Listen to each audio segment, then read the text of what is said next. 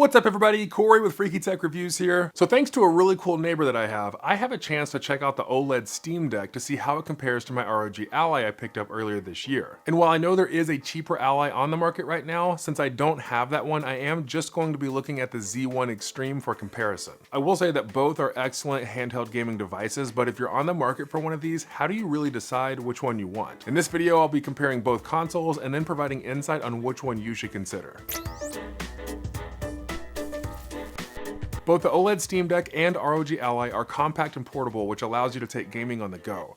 Their build qualities are both fantastic with ergonomic controls and a sturdy construction overall. Right off the bat, I much prefer the size of the Steam Deck in my hands. I have very large hands, and the meatier feel of this console is just way more comfortable. What also adds to the comfort for large hands is having both joysticks at the top of the device. I was excited about this when the Steam Deck first launched a couple years ago, and now that I finally have a chance to try it out for myself, I have to say that it's far superior than having a lower joystick on the right side. And that's kind of been the mantra of this channel, as I've said over and over, that I love these joysticks being at the top. The buttons, joysticks, and paddles do all feel a bit more durable than the Allies, and the side handles being rounded instead of tapered at the ends of them is much more comfortable to hold. Even the trackpads are great because they have the same functionality as the trackpads on the Steam controller valve released back in 2015. Which reminds me, leave a comment down below if you'd like to see a video checking out this relic from that forgotten time, because I do actually have a Steam controller. Both consoles have similar screen sizes, with the Steam Deck at 7.4 inches with a 1280 by 800 resolution OLED screen,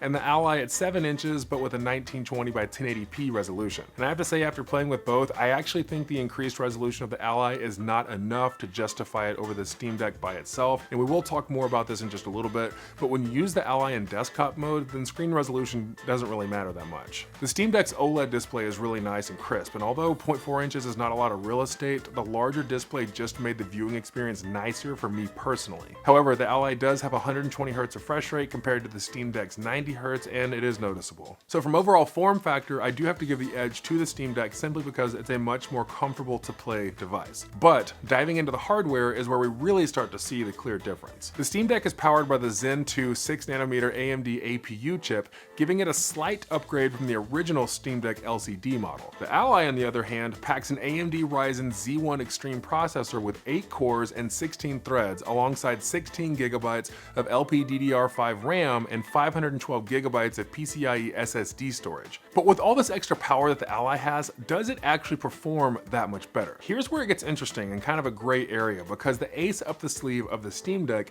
is its operating system, SteamOS. Valve specifically designed what is essentially a more advanced version of Steam's Big Picture mode to bring your full Steam library to the console, and it does it very smoothly indeed. If you've seen any of my past Ally videos, then you'll remember that I've said several times that it's a much more complicated process to play games on because it runs a full Windows desktop setup, whereas the simplicity of Valve's gaming OS is actually really quite nice and relaxing, which in my opinion adds to what makes it a great choice for a gaming console, because you're able to just pick it up and start playing very quickly and not have to navigate through a Windows desktop. However, with that simplicity comes limitations. On my Ally, I have not only Steam, but Game Pass, EA Play, Battle.net, and any other platform that I wish to use, and the power to support it. And it's not to say that you can't have these on the Steam Deck, because you have the same desktop mode and even trackpads that work better for mouse control. However, the desktop setup of the Ally makes it feel much more natural to bringing these platforms to your console and being able to perform well while using them with Ally's better hardware. And for instance, the way I tested this was using the Steam Deck with the JSAUX docking station that I recently reviewed, and I had trouble getting it to recognize a wireless mouse even with its USB dongle, but it was able to work with a mouse that was wired, and even then, for some reason, it required a configuration of the mouse clicks to prevent the left click from right clicking.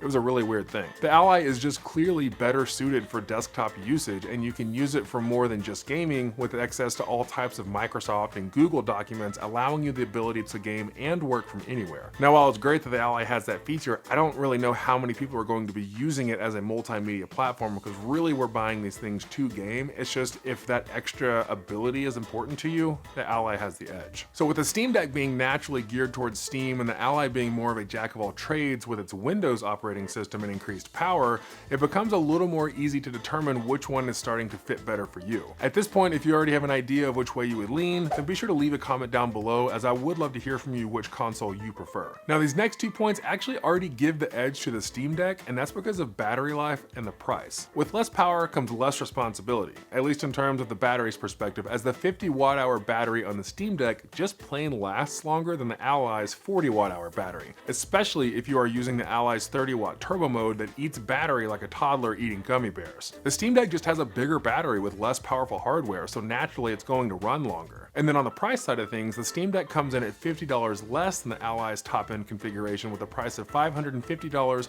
to the Ally's $600. The Ally typically comes in at $700, which is what I bought it for back in June, but I am seeing it for $600 currently, and then their lower-end Z1 version for $400.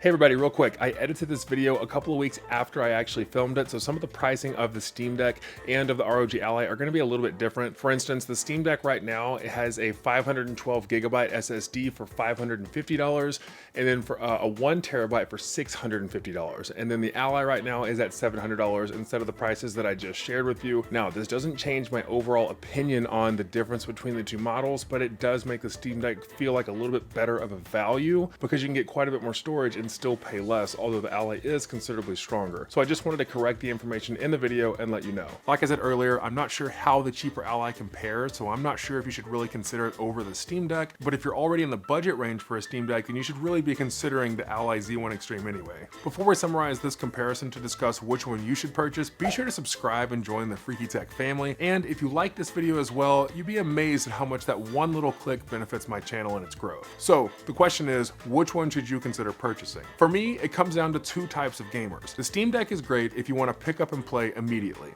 Not only does it turn on much faster, its simple OS allows quick access to your Steam library, allowing you to choose a game and start playing immediately. The Steam Deck also has a larger amount of accessories on the market, as it has been out longer and had much more media attention, causing its popularity to create quite a nice third-party accessory industry. The Steam Deck is also just purely more comfortable ergonomically between its design and screen size, and the better battery life allows you to play for longer durations. But if you want more performance, screen quality, and a seamless desktop experience that allows you to do more than game, the Ally is a great option for this, as its overall power and performance make it worth the extra $50. Being able to easily connect a Bluetooth mouse and keyboard to the Ally makes it almost as portable as a laptop, while also giving you an excellent gaming experience handheld. But I will say that I really don't think you'll be unhappy with either device if you are on the market for a handheld gaming console. The Steam Deck and Ally are both excellent options for you, and I do hope that this video has helped you choose. And if you haven't already, be sure to let me know down below if this video helped you with your purchasing decision and what your thoughts are on it. But thank you so much for your time and spending some of your day with me. Again, I'm Corey with Freaky Tech Reviews.